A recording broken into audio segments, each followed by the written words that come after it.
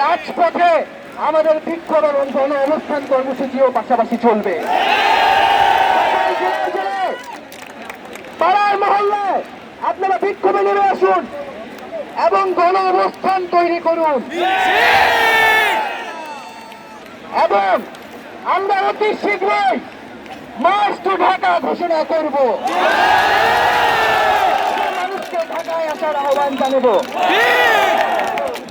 আমরা এখনো দেখেছি যে বিশ্ববিদ্যালয়গুলোর দালাল ভিসি প্রক্টর গুলো এখনো ক্যাম্পাস বন্ধ করে রেখেছে। আমরা 24 ঘন্টা আলটিমেটাম দিচ্ছি, বিশ্ববিদ্যালয় খোলার হলগুলা খুলে দিতে হবে। যদি 24 ঘন্টার মধ্যে খুলে না দেওয়া হয়, আমরা নিজ দায়িত্বে খুলে হলে প্রবেশ করব। বিভিন্ন প্রান্ত থেকে এসেছেন, স্কুল কলেজ মাদ্রাসা বিশ্ববিদ্যালয়ের শিক্ষার্থীরা, তাদেরকে আন্তরিকভাবে